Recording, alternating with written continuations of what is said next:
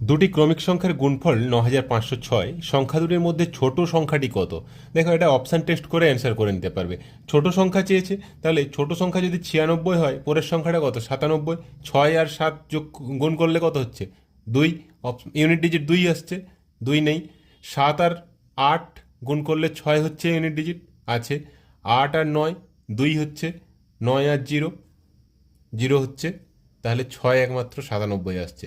তাহলে 97 গুণিত 98 কত হবে?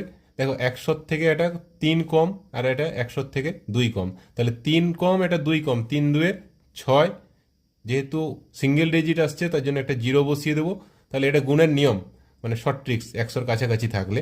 তাহলে 98-এর সাথে এখানে কত কম? 3 কম, তাহলে 98 মাইনাস 3 95।